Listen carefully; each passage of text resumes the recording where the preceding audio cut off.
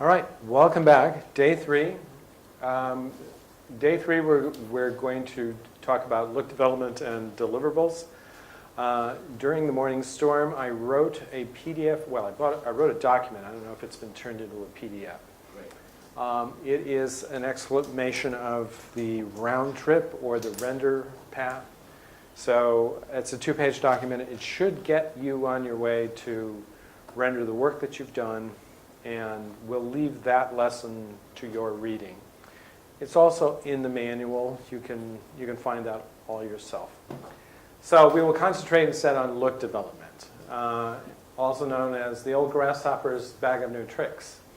I have recently, I think I've said a few times, been working on a new documentary, a historical documentary, about the double agent spy and dancer Mata Hari, who 100 years ago during World War I was arrested by French police and was convicted of being a double agent for both Germany and France, and was executed in October 1917. This documentary is being made by a Dutch-American consortium for a museum in Holland specializing in Mata Hari.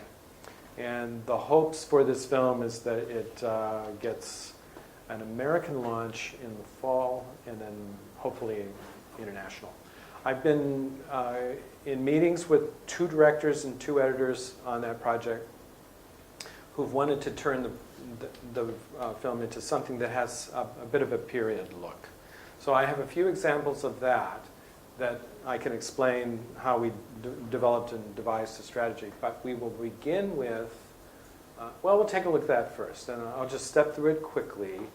And these looks live on this machine in the power grate. So they are stored here for you to retrieve at any time and copy and paste the looks if you like. I would call that, sort of a preset or a canned look or a template look, and I'm generally kind of opposed to that. I've never bought plugins. I don't buy canned looks because, frankly, it's all about your own footage. The canned look, the presets never quite work exactly with your photograph. So it's my goal to show you the strategy of how to create the look, so you create your own. And there are some very simple ones that go a long way to making an interesting look, or a historical look, or some sort of contemporary emotional look. So just real quickly to review what I've done with some of these. I have a still image here. So this is a live action shot. An actress performs as Mata Hari. She does dance sequences. And it, as you can see, it has a very live, contemporary camera look, which sort of gets in the way of the narrative. So to serve the narrative, we really ought to do something to kind of bend or alter the look. So I offered a few examples for my client to discuss. When they edited the film, there were lots of hand-painted postcards from Mata Hari. So I thought, well, let's examine a way that we might get something like that hand-painted look. So I began with this, and this node structure, I'll just kind of circle here. This begins with a primary correction. Here, my second node is, in my typical structure, I selected a secondary correction isolating skin tone, because skin tone is usually the predominant color in a shot you want to attend to. Then I introduced a parallel mixer. The parallel mixer mixes 2 secondary corrections. There is a green secondary. So I sampled the green there, and I phased it to blue. I'll cancel what I did there. That's without the green secondary, and that's the green secondary phased into blue. This node here is a slightly desaturated monochromatic base tone. And I'll show you examples of layer mixing on that. The three elements there, again, this is all concatenated downstream. What it begins on 1 is passed to 2. What's changed in 2 does not influence what happened in 1. If we turn off all nodes and just turn on the first node, so that's just the primary correction. That's all we're doing on the first node. That is source, and that's a primary correction. The next element was a designated secondary correction. The third node is a second secondary correction. The fourth node is a mixing node. So that is a base node. It is substantially desaturated, and they are put then through a parallel mixer.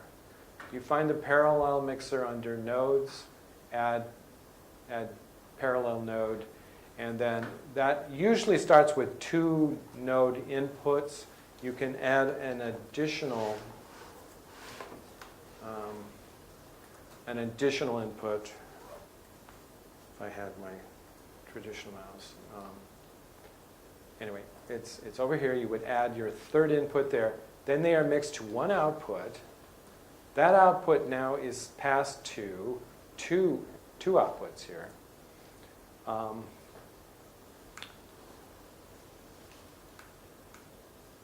So now I'm passing the parallel mixer into a layer mixer. The layer mixer is a bipack of a color layer and a black and white layer, and that will come out to there. So we'll show you how to build these with these images. And then my second view was sort of a hue shift of the first one. Here's the first offer. The second offer phases the colors into other, we made violets out of blues. And the challenge was that this film was shot in only one location with the same fabric pattern on the walls, and we had to do things to obscure the walls and make it look like these were dances in different European cities over the course of her career. So I changed her costume in one of these to work in another sequence. The third one here is now adding, in the layer mixer, I'm adding blur in the black and white node. We'll show you that construction in a moment. The idea is I wanted to show them possibly a glow in the highlight as maybe something that could be interesting, getting sort of a burnished look to skin tones and such. And this one is more of a monochromatic sepia version of that. This we're adding a little more contrast. And I added an effect here. Let's see what effect I put in. I put in a glow from the effects palette. This next sample has, once again, it has a glow and some other things going on there. Combinations of the parallel mixers. I'm probably desaturating in the layer mixer up here. And then the next look, a more subtle version of things. And this is a stronger look that way. And at a certain point, I added film grain. Okay, let's start then by, let's doing some builds and some basic looks. Now, DaVinci Resolve offers you a gallery. And in the gallery, if you go up to Workspace, Gallery, open the gallery, you have a lot of preset looks in there. These are the canned looks. Of these, some are kind of interesting. What's called bleach bypass. I'll show you how to do that yourself in very simple strokes. But explore these on your own. Some of these might actually work for you. Quite popular are certain duotone looks. There's a folder called Cool where it has some grads. There's various desaturated looks, very contemporary. There's the hipster folder. Hipster folder has the duotone. I think that's the most interesting. And cross-dyed is most interesting. but I don't like the preset look, so I do my own. And there's... So these are not LUTs, right? So if you click they're the not, node structure, you can fudge it. you will get a node structure, and you can manipulate the node structure. And then you actually could maybe get a result. Yeah, you'll see what they do. And let's go ahead and do that. Let's put one on. So on our shot, our Macbeth, Lady Macbeth, let's put in, and the hipster, teal shadows is quite popular.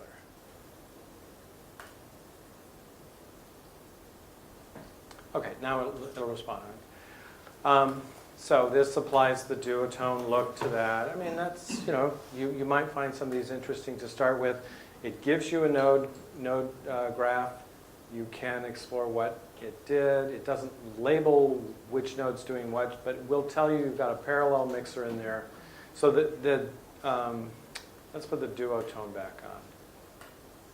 Yeah, so that uses a parallel mixer, and you can see that it's got, on the front end, you've got a primary node correction available, and they're using a black and white layer on node 2 there, node number 5, the node down here going into the center node input is a secondary of reds. And what they selected here, so they've selected, they're trying to get an orange teal duotone look, but this secondary doesn't have anything sampled. So that's why, learning to do it yourself. But if you put this on yourself, you could take that eyedropper. Let's put the gallery away for now. Anyway, that's there for you to explore, but once you pull in one of theirs, and you don't quite see the effect you want, you can change your mind about which duotone, what gets the duotone. And this one, you might make that. Yeah, but you can, then you get into adjusting the parameters of the secondary. Maybe you can get what you want. But it's my thought is you should start doing your own. Now I just popped my template in there. I've got far more nodes than I need, so I'll just delete some of those. I'll start with one node, and you can do a basic primary correction with that. Now the very simplest look development is desaturate. Take it down to something very cool. You can adjust hues. You can turn a hue into something more sinister or cool and interesting that way. This is a very, David Fincher did this in his music videos, and then, it was a Rolling Stones music video that had this look, and then suddenly everybody was doing it. So, and it's simply, the colorist in Santa Monica was rushed, and he said, by the director, give me something quick, and they did that, and that's what they bought, and it launched a look for the 1990s. Interesting things you can do is you can desaturate and then boost contrast and get just a hard edge look that way. So you can kind of manipulate things. One thing I wanted to demonstrate is you have the LUTs. The LUTs are an interesting experiment. Putting in the wrong LUT can be kind of an interesting thing to explore. So this is a TIFF based on a red. So basically what we have here is a conventional 708. There's a Rec 709 image now. Let's try Maverick LUTs. Let's put the wrong LUT in. Let's invert the color. Let's have no LUT. Let's have no corrections. Could you use a LUT on a node for purposes of selection? You can apply a LUT to the node, and that is, in effect, a single-stroke template. You can use it as a map. So you basically use a lot on the node that gives you like that inverted weird stuff. Yeah. But that is like white is the selected part that you can use that as an alpha to manipulate your original footage. Is that possible? If you export that mat, and then yeah, you would have to generate the mat and then bring the mat in. But yes, you can. Yeah, you could make a composite of that. That could be an interesting look. And quickly how you add mats and things like that, you would right-click out here. You would add an alpha channel by dragging this way, and then you would attach the mat. You would add mat. You would make that mat and be very careful in labeling it.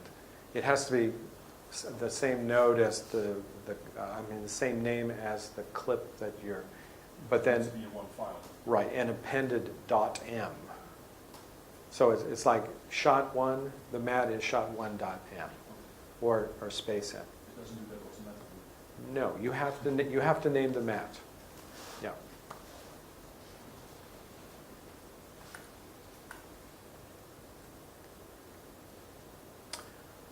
Oh, and we might as well do an effect here. Once you've you've added an alpha channel, you have the ability to do a 3D key. Under the qualifier here, you can go to 3D and put your eyedropper on there, and you can start creating a mat from that. You can invert that.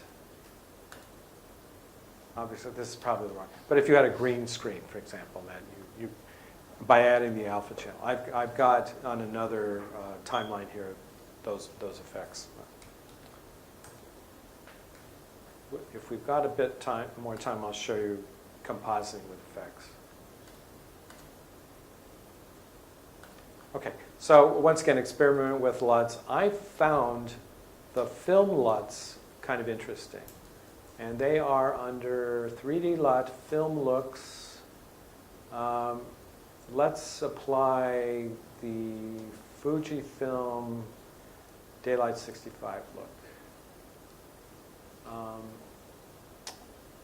Kind of contrasty. Let's put no LUT in. Let's try the Kodak, the Eastman one.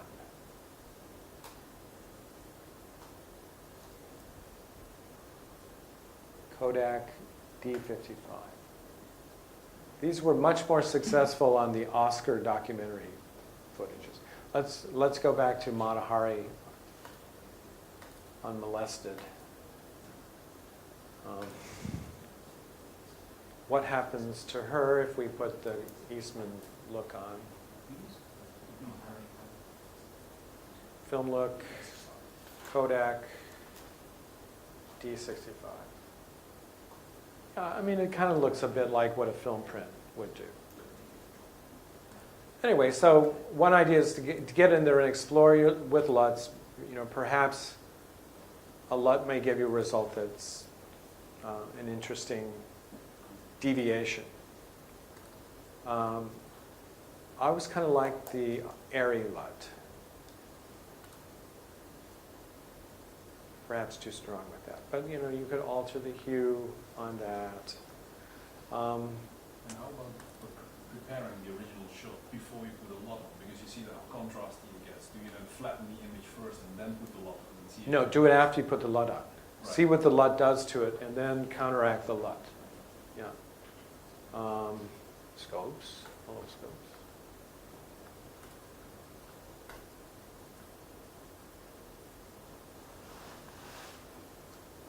So now the LUT's on, you have your scopes back up. You can see that I've compressed the highlight. I can open up the mids.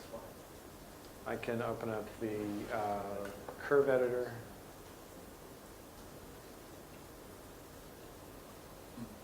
And then you're fighting back against the LUT. Weiss effects are luminance curves. You can flatten contrast with your curve editor.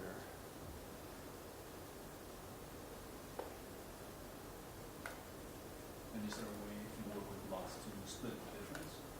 Say, like, okay, this is too strong, I just want a slider and I put it on 50%? Yeah, you used to be able to do it with this slider here. in the old DaVinci, you could put one memory on A and one memory on B, and then you would split the difference with the lever. They didn't carry that on. You would split the difference by making note of your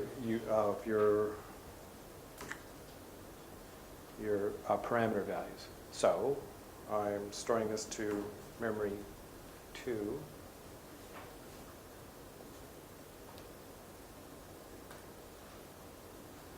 And if I did something like that, memory 3.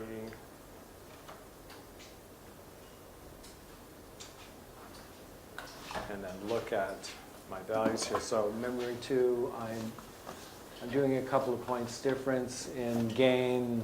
I would just mathematically divide what I did in gain. But it's a good point. Why can't we just have a dissolve between two parameters on the instrument? And they haven't written the code for that yet. The nice thing about Blackmagic is if you made that request, you might see it in version 14.5. So anytime you want something, ask, and the code writers might update the product. Okay, back to building a look. So no LUT, reset the node.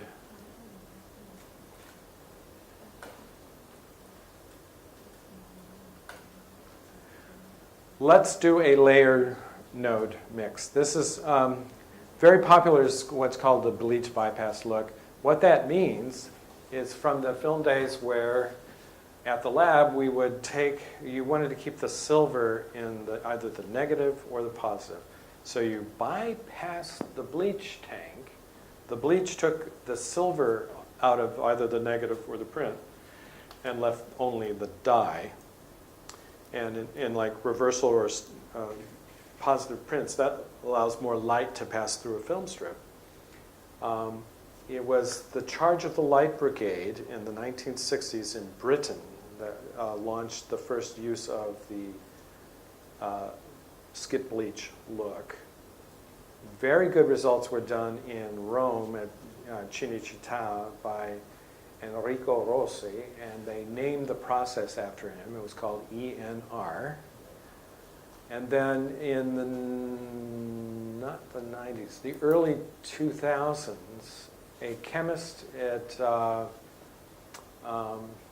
Deluxe in Hollywood, her name is Beverly Wood, and she has a PhD in chemistry, and Kodak hired her to run the San Francisco Kodak facility in 1990. She's a wonderful Atlanta, Georgia, African-American, just full of life, but a brilliant chemist. And she devised about 20 different versions of skip bleach, and down to this much off the red dye layer. And for a time there, we had some interesting photochemical looks. And then so now we in the digital cinema age are trying to emulate those photo processes. So let's bypass the bleach. Using a layer node, add a layer node here. So you've got your primary node here. You see we have our source splits into two noodles, and then they are mixed together at the layer mixer. On the bottom one, I'm going to take all the color out. And on the keyer, look for the key icon here. Adjust the ratio of the key output.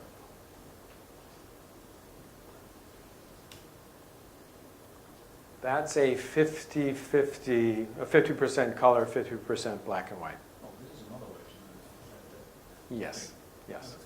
This way's faster, and you also have control, and immediate control. So this is actually a matte, which is always 100% if you don't touch it. It is. If you cut it in half, it becomes 50% of what you put on it. Yeah, it is. You're seeing a matte, but it isn't a matte. Yeah, what it is, but you're mixing.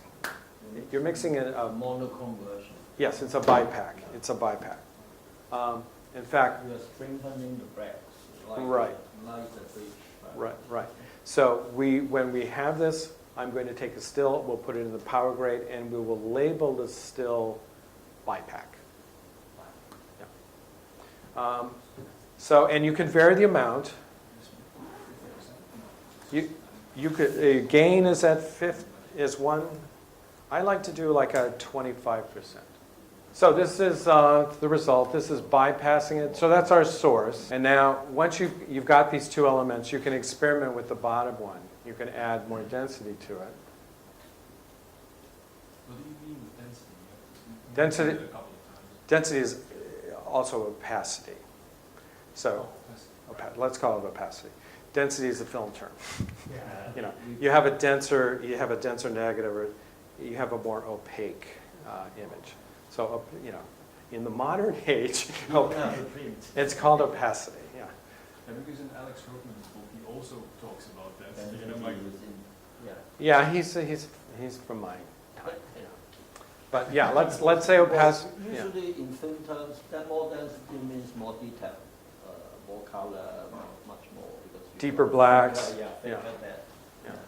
thicker that negative and more information. So to my eye, come on, bypass. Okay, result, source, result. That to me is more what a BIPAC skip bleach will do. So I'm going to store this as a still in the power grade. And we'll label that BIPAC.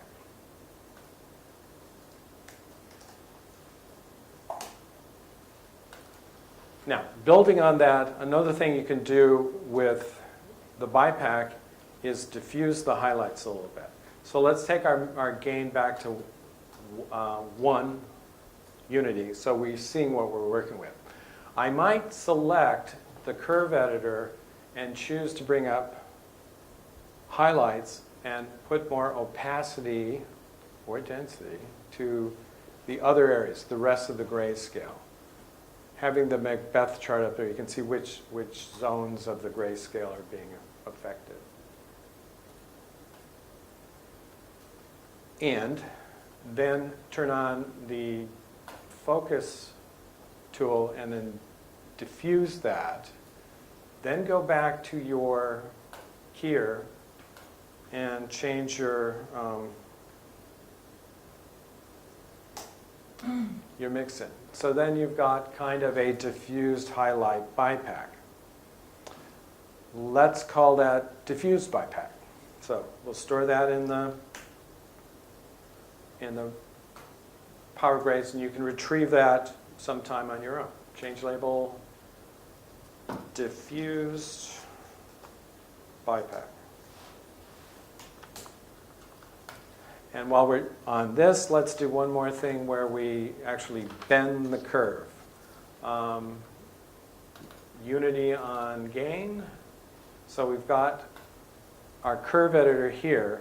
Watch when you take the high white, like 255 white, and bend this way.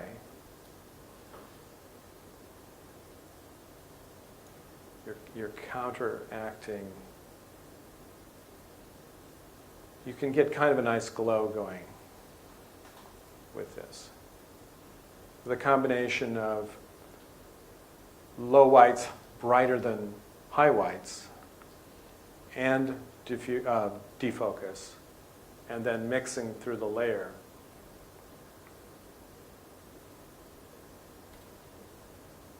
Through the keyer.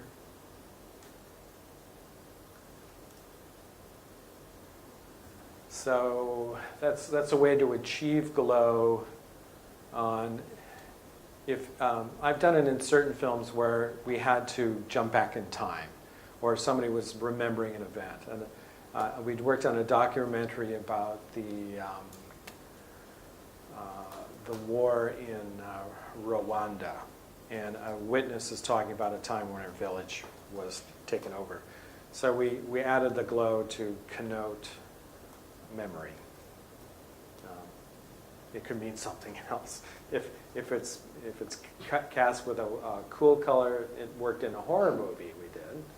if it's cast with a warm color, it worked in a romance feature I worked on. So it depends. It's all about serving the narrative.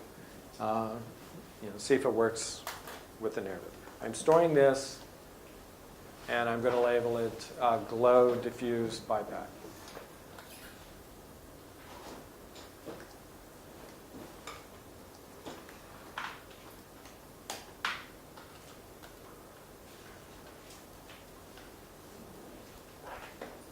Now, after the layer mixer, you could add another node. You could add a serial node to that. And for the Matahari project, we wanted to kind of devolve or denigrate the lens. So the lenses in 1917 would not have been very sharp. They would have had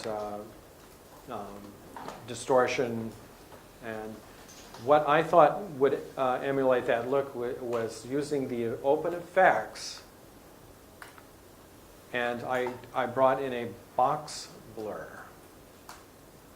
Now, the box blur kind of does this strange blurring from the corners, but if you reduce the amount of it through blending, like this is 0, this is unity, this is unblended, I took it to about 75%.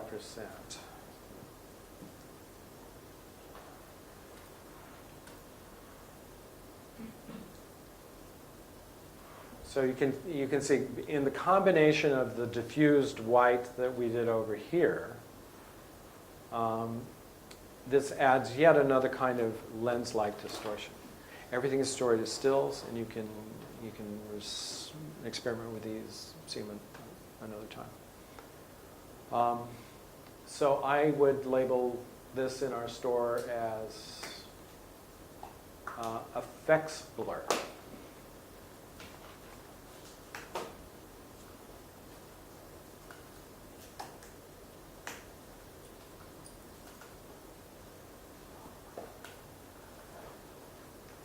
Diffused BiPAC with box blur. Now, in reverse engineering this on your own time, there's an icon here. It says FX. It doesn't tell you which one it is, but if you click on the node and then click on Open Effects, it will tell you which effects that is. Now, you cannot put more than one of these open effects on at a time. So if you want to add the next one I'm going to add, you have to add another node. In the Matahari project, the director asked for film grain. The old Final Cut Pro had a plugin or a filter called Add Noise. It was the most beautiful film grain I had seen, and I thought, how do you beat this? And then other nodes, other plugins came from other vendors, and I said nothing matched what Final Cut was doing. I was using DaVinci for a long time, and then somebody told me they need film grain, and said, I'm sorry, I got to render it out and put it back in Final Cut 7. About a year or two ago, they came out with this open effects, and now the film grain in this is really very interesting.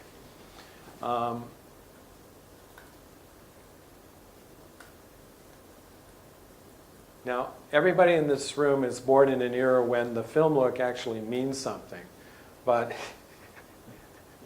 before I leave the planet, there will be a generation that will have no idea what film look means, and hooray, let's get on to digital cinema has the right to its claim, its own. I like the purity of digital cinema, but if you have a client who wants to have a film look, here's one more thing you can do. You can add open effects and add film grain. Drag the film grain to the node which you can't see, so take the handle there and drag that over there.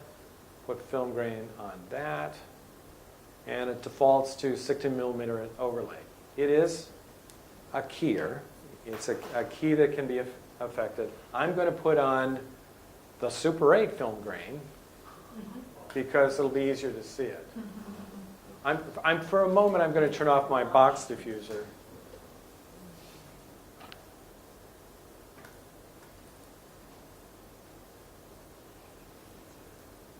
I don't know what's going on. I can't.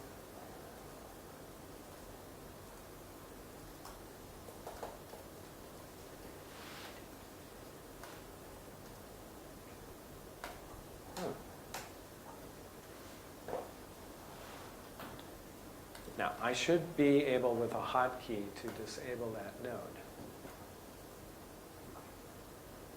Well, for now, we'll just store it up here. We'll delete the node.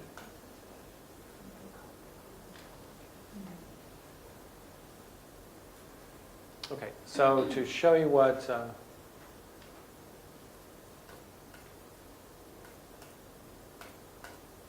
oh, I know what's going on. I've got my still store on. There's film grain. To help us out seeing it, let's turn the saturation down. And you can choose different kinds of film grain. You can go 8 millimeter, you can do 35 millimeter, which is very fine.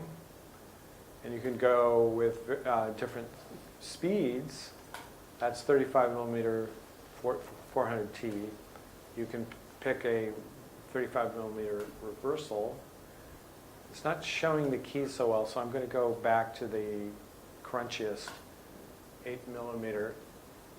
And to also make it more obvious, I'm going to increase the opacity. There we go. So that's putting, you can see more of it that way. You can change the texture. You can change the grain size. So if you got that, okay, there we go. That's a look. Yeah. And I'm going to store that just because it's so goofy. Petri dish. If we develop the film with boiling water, it will look like that. Petri dish boiling developer. Yeah, then it will look like that. Okay, there it is. You can use that. Okay, we'll turn down the grain size. You can change the grain's strength and offset. And then there are different ways to overlay it. So it could be a straight overlay. It can be multiplied. It can be soft lit, which is an interesting look. It can be hard lit, super crunchy. I tend to use soft light myself. Yeah, I mean, in other compositing things you've done, that might work. And then we'll turn the color back on. And let's label this in our box of tricks. We'll call this film grade.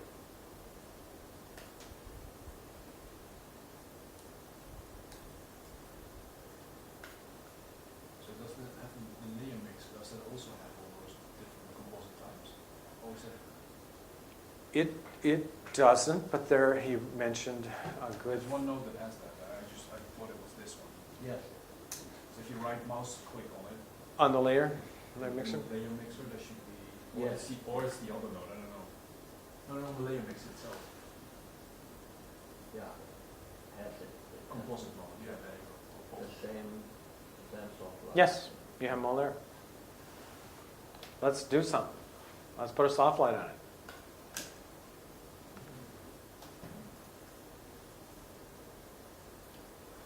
Let's try vivid light.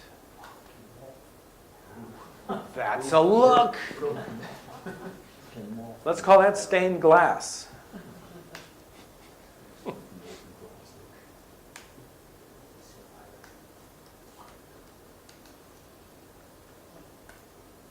Ooh, and it does.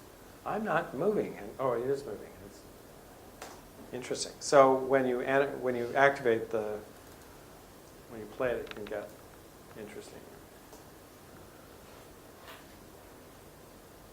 So yeah, sometimes looks are formed by accident. And that's what's fun.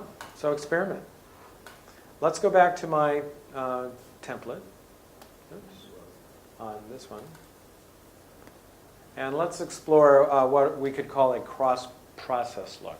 Now that's in the, if you go in the gallery again, not that gallery, but this gallery.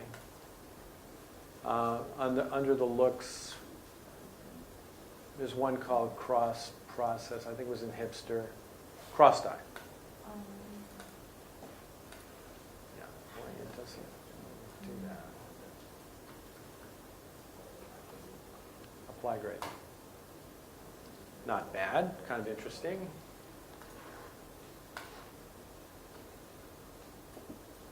But let's show you how to do it yourself. So let's examine what it did. It did it all on one node. In one node, it did it with the curve editor and the primary. So what it did in primary was it lowered the lift and the gamma and the gain, made it a little darker. And on the curve editor, it put this bend in the curve.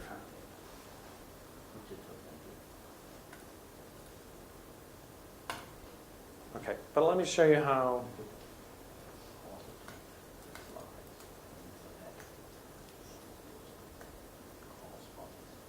Let's use the parallel, let's use a splitter. Under nodes, add a splitter in a combiner node. So voila, you've got 3 different channels there. I think that one's red. So you can get into your curve editor and bend things. I've put more green in the shadow on the red channel, and in the highlight I'm putting more warmth in the skin tone. You've got an instant teal-orange duotone look there that the hipsters in advertising have been doing. So quite simply, that works pretty fast. But you've got these other channels too. So here's green channel. Let's take green into this way. And it's kind of working like our RGB mixer worked, except that was kind of clumsy. You bring those bars up. Here you can get some little nuances because you can add more points to it. And now we're getting a weirder cross-process. What is cross-process? It is when you take the film and you put it through the wrong bath. You take reversal and you develop it through negative. You take ectochrome and you put it through the negative machine. Or you take the Fuji stock that should go through the Fuji developer and you put it through the Eastman Kodak chemical bath, and then the dyes did not respond appropriately. These accidents happen. The lab's very embarrassed. The director of photography takes the work print back to the office and says, "Wow, do that again." And next thing you know, Oliver Stone is making a movie with all of that look. And an entire lab has to be devoted to doing that process. The Vericolor process, the Fujifilm Vericolor was very popular then. So we still have that blue channel. We could desaturate the blue channel. It's not doing anything. But let's try the curve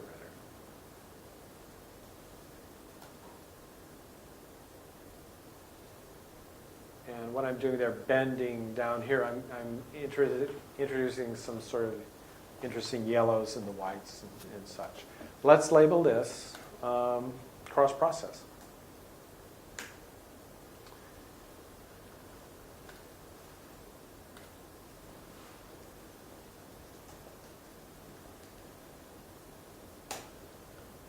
Now, you can add,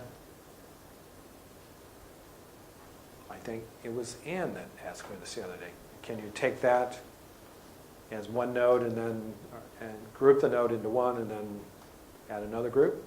let's append the node graph mixing these two looks. So we have created the cross-process look. What if we appended the node graph with the BiPAC one? Go to the BiPAC preset, select Append Node Graph. So it just adds that. It adds to the ladder. So now we've compounded that. Let's really pile it on. Let's put on, let's append the graph with the film grain. So instantly, 3 looks compounded together. Now you've got this scrambled eggs up here. Go into clean up node graph, and then you get a little more structural order to that.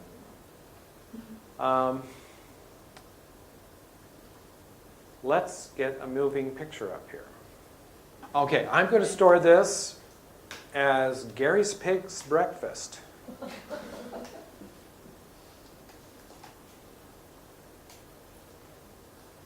Now, let's go to the Oscar show, and they'll never hire me again when they see what I'm about to do.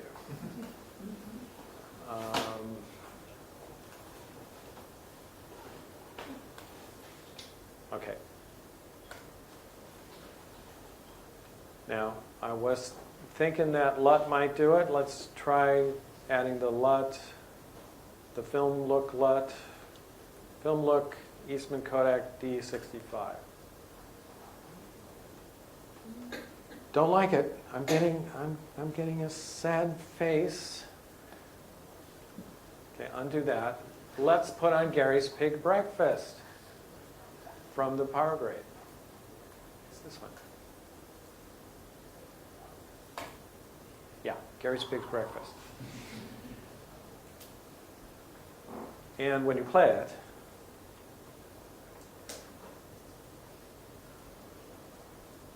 now, I don't know when you would use that, but again, you serve the narrative.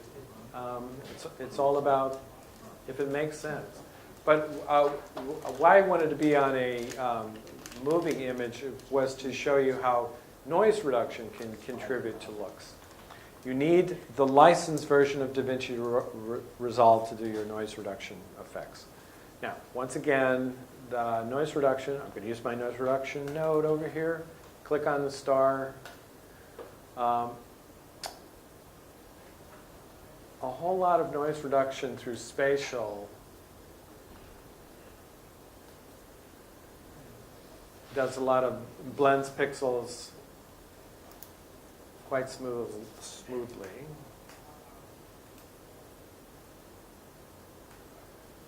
So that can kind of contribute to a look. That's overdone. You probably never want to go more than about 20 on this. This particular mode of the spatial noise reduction is the fast mode.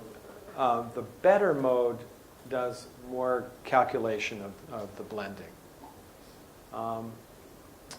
You have, and the temporal you could use, you could combine the spatial and the temporal and add a lot of temporal noise reduction and then introduce a motion blur.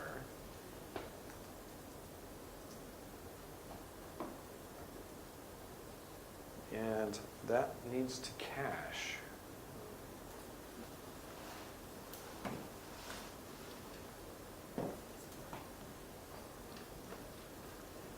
Did the motion blur just do it to the whole It image, or doesn't the whole image, but you can do like a mask, right? yeah, you got it. Yeah. And you can keyframe it. So it can start and stop.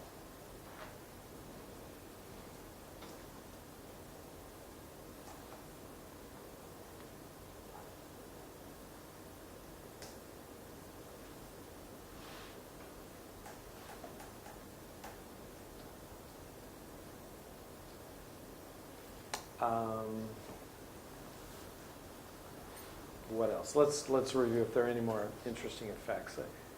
Now you can order more of your own effects. DaVinci Resolve is interested in working with plugin developers. So if there's one that you like and they don't have it, if it's an OpenFX code, you can import it.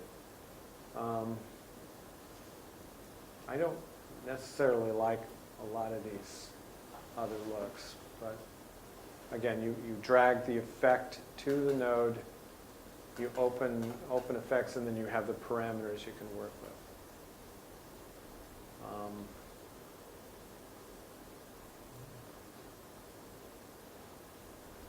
You know, the emboss all by itself might not do anything, but if you combine it with other nodes in the layer mixer, you may get something interesting.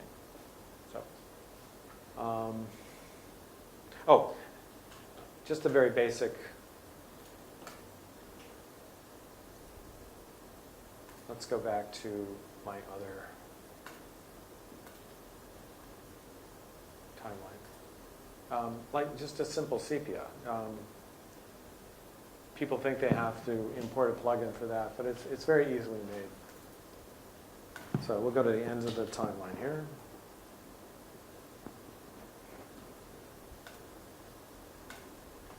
Turn off Gary's Pig's Breakfast.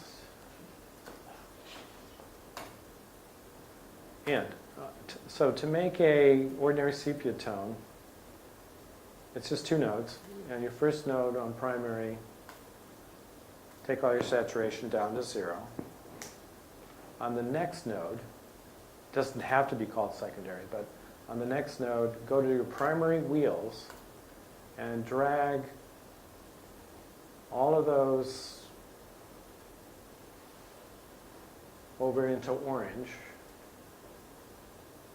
and then take your saturation down to, say, 4. And you get an immediate interesting color cast. That's instant sepia, and then you can, unlike all the plug-in sepias, you can vary the amount you like. Maybe you like sepia 2, and store that on your memory there, or maybe you like sepia 10.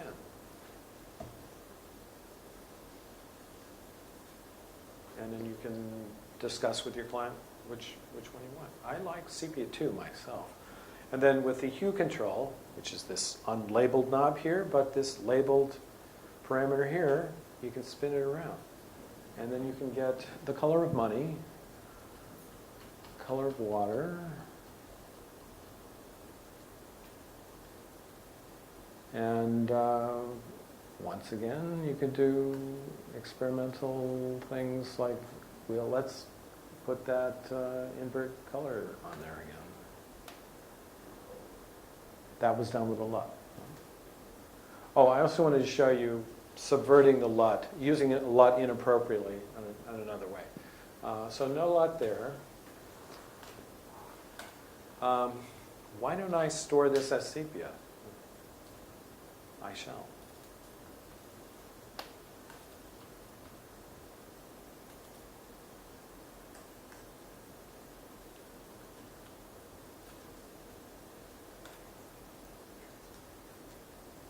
Got it.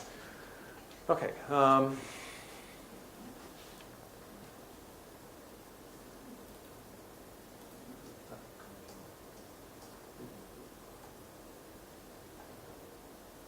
How about that? I crashed it. I crashed DaVinci. Gary, do you have a preferred method of converting to like a black and white film look? Yeah, dial all the color out. But black and white, then go into the curve editor and give it a little bend in the curve. Bring the shadow down a little bit, and the highlight of the curve up a little bit. And then it'll look more like positive or print rather than negative. So dial down the color and do the curve. Saturation 0, and a little more density in the curve. So you never use like the channel mixer? You can. That's a long way around to a short cut. Okay. Yeah. No, I just remember because when I did like still photos, my teacher is like, go to like the channel mixer, pick like the best channel, and then work from that. But There's nothing wrong with doing that. okay. wondering if there's like any advantage. There's no advantage. The advantage of my method is it's faster. And when I'm charging a client a lot of money to sit with me, one task of the successful colorist is to try to save the client money. It isn't necessarily the right choice all the time. No. I think that's it for look development, but I wanted to show you something about effects.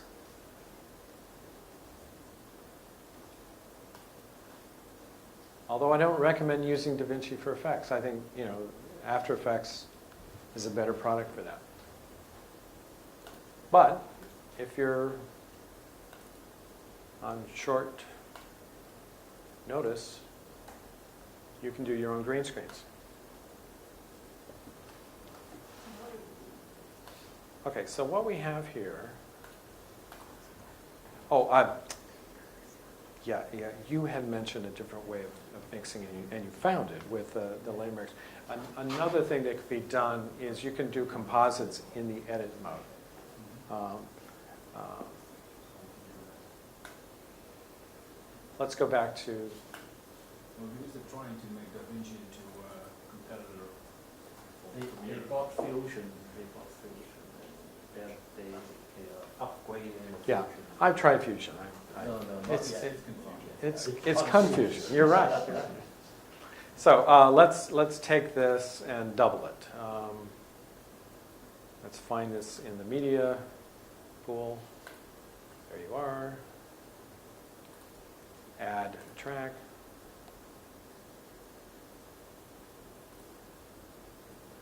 Okay, so I'm going to double the layer here. And in the edit mode in the inspector, on that top one,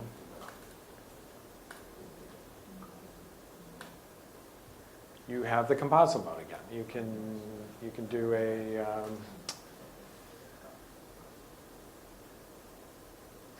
I'm going to try soft light. Where'd you go? Soft light. There you are. So you buy back 2 images. But that's a lot of editorial maintenance. You've got to double your line. You can probably achieve that same look using the layer mixer. So up to you. Back to effects. Does anyone want to explore? You want to try to figure out a look? We could do that. Or think about that, and I'll show you the effects. And if you come up with a... And how are we on time? Can we go to 5?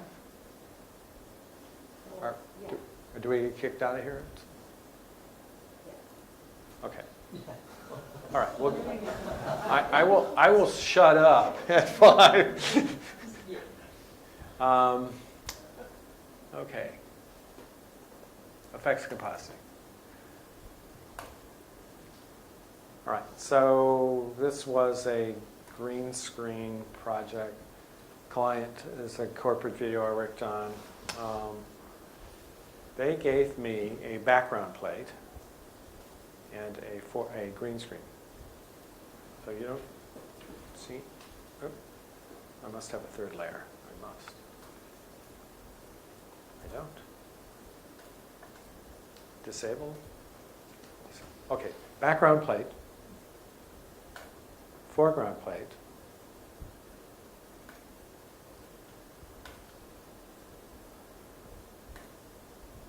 you see that I added an alpha channel, but I'll turn that off. My alpha channel is gone. I have a clip here. This clip is a 4444. It has an alpha channel in it, but if it were 422, as that background plate is, I could create an alpha channel in... You right-click in the node zone and add alpha output, and you drag the this out before I do that, I'm going to reset the node so you don't see my green screen key. Drag your output, your alpha output there. Now, no compositing is happening yet.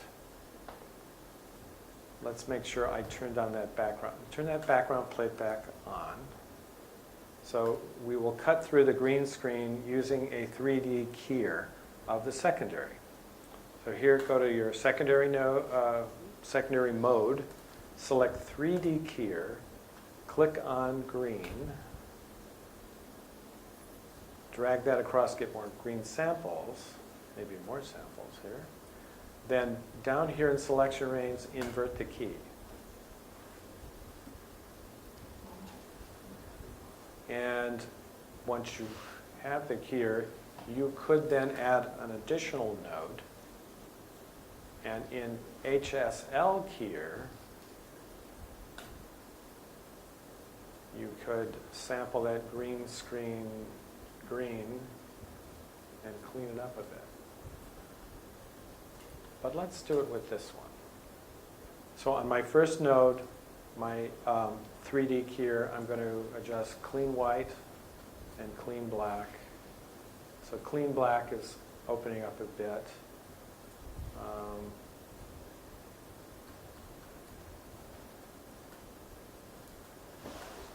So it's a keyer. You explore with black clip, white clip, clean black, clean white. Change your blur radius and shrink the radius. Try to get something back from his edges.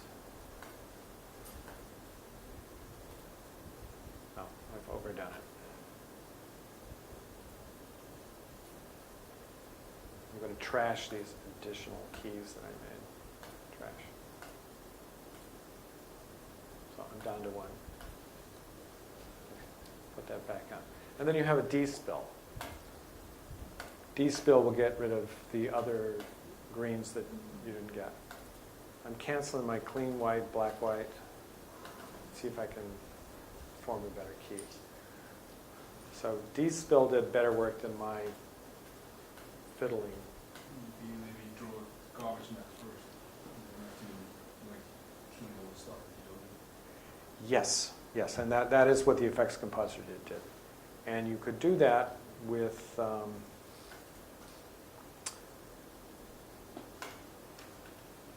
your hand-drawn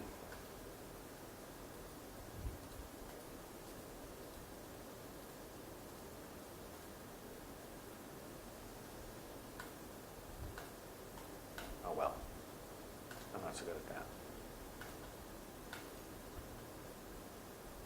How about on this?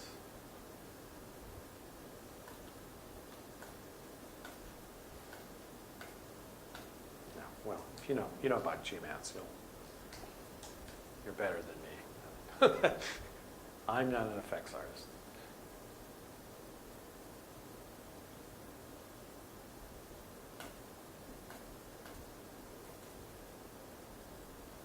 This is also a very difficult shot for It's not good, is it? Here's what that looked like. You can also generate a mat.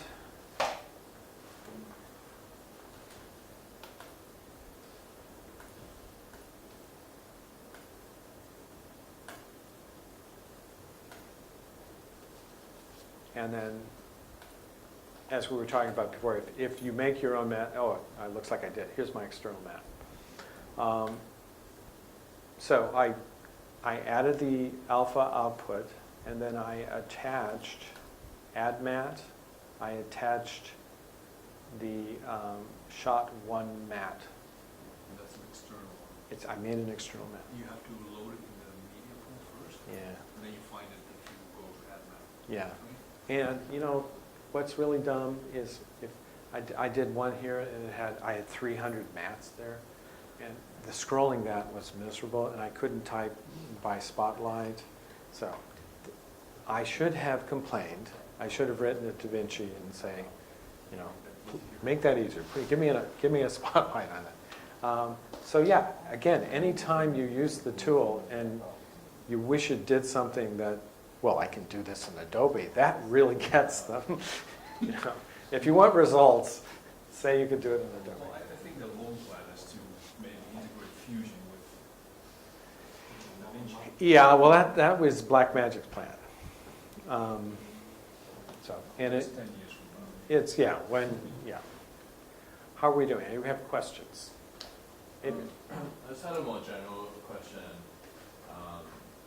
less like technical into the program, but like what you said about how they invented the different looks by accident with different dyes and colors. Because just with the way I work, I tend to be really like intuitive. Like, you know, I know what kind of feel I'm going for, and I'll just like play around with stuff until it's like, okay, that's kind of like what I want. But I was wondering if you have any advice on kind of like the fundamentals of, you know, how to,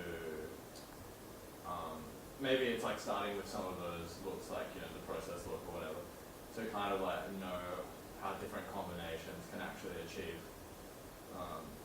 particular looks. Because I guess nowadays, you know, people are always kind of basing things off references, like referencing this and that. Yeah. But then you're always trying to, if you're kind of like a bit more experimental, you might want to like, you know, take that kind of style further, or, you know, spin it in your own way. Is there kind of any, not a cheat sheet, but like, is there any kind of like books about that, or, you know, do you have anything you recommend to kind of read into? Well, I always recommended art directors bring like a tear out or an art book and or a DVD of a film they liked. And once I see what they intuitively like, then I can reverse engineer it. Right. So the problem is doing it yourself. How do you figure out how would you do it yourself? But I would hope that the structure I've told you here is, you know, the primary grading is the big valve. The secondary is the little valve. And the curve editor is the wrench. And, you know, do it a step at a time and keep the steps isolated. When Gary's Pig Breakfast comes up there, it's such a hash of, you know, what did he do? But having the nodes isolated so you can turn them on and off and reverse engineer and experiment. And like you said, bring in the gallery ones, and, you know, that's essentially a starting template, and then reverse engineer it yourself. But there's no harm in stealing. I'm going to steal from some writer who said, that's not plagiarism, writing is theft. Yeah. I think it was T.S. Eliot. Or maybe he stole it from me. You know, bad artists imitate, good artists steal. Yeah. It's a steal. And experiment and have accidents. When things go wrong is your discovery. You know, be the one who invented the hot new mistake. And there are so many ways to go wrong with this application. You may be the one who, you know, finds things. Inverting channels, like do that splitter, and then take the curve editor and take the red channel and take the black to white, and the white to black, and then the red channel went that way, and then the blue channel went, you know, goof it up. You know, put the grain on and blow it, you know, and then we got Petri dish. We invented a look in this room today. You know, hooray! So organizationally, they live in this hard drive in the power grade look. How they can be exported is if the project is exported with the, if you go in my document that you will be receiving, it talks about exporting your project. Go to this project directory. Find the session right-click, export with stills and LUTs, and that power grade directory is there with all those unusual names. I can't give you the pictures of my client's work, but the thumbnail there with all the effects are in, they're loaded. And when you get something you really like, I want you to email me so I can steal it. That's my class. One more thing. There are various fora, plural is fora. Various colorists do write and blog and discuss techniques and share. On my own website, let's call that up.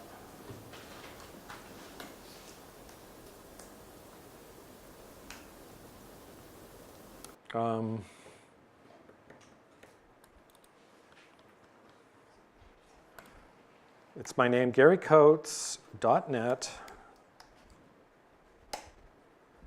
Under links, there are the telecine one. This is for us dinosaurs. You can get into the heritage of telecine, and there's a whole archive of here of subjects going back to the dawn of the internet. Back in the day when I could be Gary Coates at AOL.com. And I just kept that for irony for the longest time. But then I had a business advisor say, "You're really going to lose that." But anyway, you can go back in the archive here and find a bunch of us who were AOL back in 1992. And there's lots of interesting discussions of the history of cinema and who did what, look, when. There are other resources here on the film links. You know, back when there were film labs and such things. You can, the American Cinematographer Society still talks about interesting cinematography work. You might want to consult that website. I will go back to blogging. I have not done much on my own blog in a while. But down here under blog, I do write about, I was complaining about LinkedIn. That was the last thing I wrote about. But over the years, I talk about my clients' films, and I intend to do more writing about, particularly what you just said about, version 14. You shared information about the collaboration. I was going to review a program called Frame.io, which is a collaborative thing. And now I'm going to adjust that article and mention what you mentioned. There are some other ones. So I'm going to develop, sometime when I get back to the States, a list of these forums. So ask the colorist, or who's writing about what. Von Herkman's website should be listed there. He's probably the best writer about color correction. And other resources, you know where the manual is. It's a PDF file in the application. There are various YouTube tutorials. Some of them are comically bad. There's one guy who's talking about moving the RGB mixer around, and I had an intern who said, saw that. That's the one I found out she was colorblind. Anyway, but there's some good ones. And lynda.com is an excellent professional training thing. LinkedIn bought them though, so. Curses! Curses. Well, they have good taste. Yeah. Because Linda retired. Because Linda retired, and retired in Santa Barbara. This is my friend. She's your friend. She's one of my heroes. A question? Yes. It's more of a general question. How as a director, yesterday we talked about the kind of instruction that you would like to receive in the director on how to fix a color. They're very specific, like, okay, I want a brighter light on here and there, I want this to be more focused, etc. But sometimes for, at least in my case, I find it very difficult to give very specific instructions, such as, okay, turn it to blue, then it to red. Sometimes, usually, well, at most, the most instruction I can give to the people I work together with is like, oh, I want this to look, I want my film to look melancholic. I want it to be very youthful. I want it to have, I'll usually raise another film. Okay, I want it to feel like that film, but not to look like that film. And usually the people who work together with me will get very annoyed because they don't know what I want. So, what advice would you give on how to better communicate with them? Well, you're often communicating with technicians who don't read poetry. But if you say melancholic, just get more specific about, is it, is the Moonlight Sonata by Beethoven your idea of melancholy, or is a painting by is Edward Hubbard? Does that convey? Make a picture. Visual. Yeah, visual reference. Because one technician's idea of melancholy might be enough. That's why when I was giving my chat about typing in notes, I was trying to have objective parameters: brightness, hue, saturation, luminance, contrast. These are all parameter changing things. When someone says they want their film warmer, that helps. But what I eventually, in the course of working with a filmmaker, have to decide what your idea of warm and is. When I work with Ruby, is the skin tone here or is it here? If it's George Lucas, it's over here. He hated yellow, pink. And in the U.S., I work on films in the Northern California area very often about African American subjects. There was a spectrum of ideas of what an African American skin tone looks like. So helping the technician, help bracket them into your subject. You can be subjective, but narrow down as specifically as possible what you mean. Does that help? I will try. Yeah, try. How about if you have like a lookbook? Lookbooks are great. Or you use like screenshots from the computer and you show it to the technician. And say, this is something that I would like to aim for. When we worked on The Matrix, there was a Look Development department. You walked in there was a stack of about 100 art books. The walls were covered with Xerox or photocopies from paintings. And, there was a Gustav Klimt, there was a symbolist painting still over there.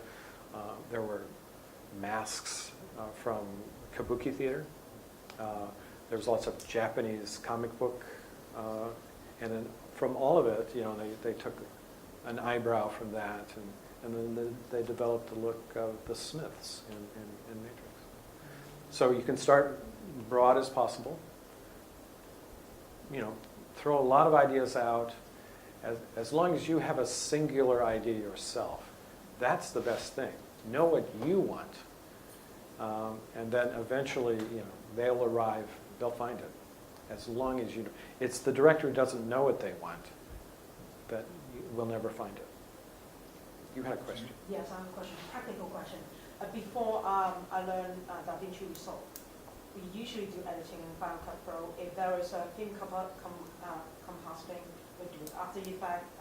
If we need to crop something and then doing Final Cut Pro, if we need to do any primary lighting adjustment in Final Cut Pro. So this is my question. Now this is a very powerful software. You can crop in here, you do noise, you can focusing, everything you can do with it. Almost everything you can do in DaVinci Resolve. But then, for the workflow, should I do like all my compositions and cropping and primary color grading in Final Cut Pro? Then I lock all my editing and just as a colorist, or and do the final grading in DaVinci Resolve, or no? I leave everything. When I shot like lock, I edit it and don't touch all the color and don't crop, don't do anything compositing, and then do it all in the DaVinci Resolve. Which way is better? Is a critical question.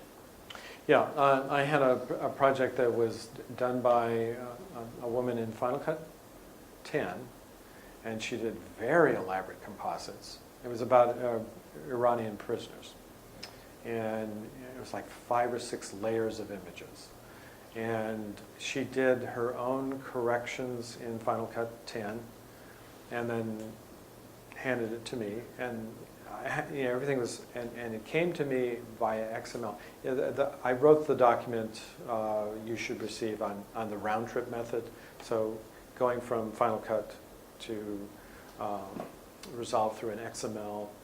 The virtue of that is you have those independent elements so that you can work on them and produce a grade per element. In general, I'm asking filmmakers to do all of your editorial, your speed changes, although Resolve does some very nice speed changes, right, and using optical flow. But the more that you can do for yourself in your editing software, do it. In the older days, we had to do an offline and an online, and a conforming editor had to then reproduce everything you did in your Avid. Now it's like, why do that all over again in Resolve? Why don't you just give me your effects, your speed changes, your cropping, all baked in, especially if you're using JPEGs and TIFFs, which, and you've done moves on those. Bringing still images into Resolve via XML is a nightmare. You're really introducing a lot of problems. So don't reinvent the wheel. Don't start all over again in Resolve. Go ahead and bake it in as a single QuickTime. Let your colorist import your QuickTime and your EDL, and let the colorist then generate a timeline using the scene detect method. And then all they're doing is color grading. Just give her or him that task. Another question. This I heard from friends. It's that if I do the color correction and things in Resolve, and then go back to the Final Cut Pro, actually the visual is look better because it's 32 bits because Final Yes. Cut Pro. Yes. So does that mean that even the primary adjustment of the color, I shouldn't do it in Final Cut Pro? Or no, because there's two software that can... Well, I would say no, but I don't honestly know if Final Cut 10 does 32-bit processing. No, it's not. 8-bit? Well, Final Cut 7 did. 32? The old one did. But then nowadays when we go to Apple, they never sell Final Cut Pro 7, and then they would sell you a bundle Yeah. for having these Logic Pro and It's Final Cut it's Pro. a You can't get Final Cut Pro 7. no. Yeah, so how can we do this? I mean, You- get you- Final Cut Pro 7. You don't don't color correct in Premiere. Color correct in a. This thing is a color corrector. It wants to be an editor. Good luck there. It wants to be a compositor. Good luck. It's a color corrector. That's the best thing it's got. They think they added a sound mixer on the last version. Big deal. I wouldn't mix sound in Resolve. I'm not going to do effects in Resolve. I would go to someone knows After Effects. You're the editor. You use Premiere or Final Cut or Avid and make an edit. And submit an edit without any color correction on it and let a color grader do the one thing that they know how to do. Okay. Yeah. I mean, that is the only... I think a sound mixer and a colorist are probably the last two trades that remain isolated. We now have hybrid professionals who can do everything. Everybody in this class can do everything. That is the future of filmmaking. But for now, we still have residual craftspeople in these professions. In the future, there will be a craft called the cinematography editor, a person who is conversant in cinematography, editing, and color grading. They would still use the tools, the right tools for the job. Yes, they would use a camera to take the image. They would not shoot with a Resolve software. I'm sorry, Blackmagic, but Blackmagic is first and foremost a camera company, and I don't recommend their cameras. So that answers your question. Any more? You've been great. Thank you. Wonderful students. Good luck in your professional lives. I've joined the group on Facebook. I'm going to watch what you do. And He's watching. see you in the movies. Okay. Nice guys. Thank you.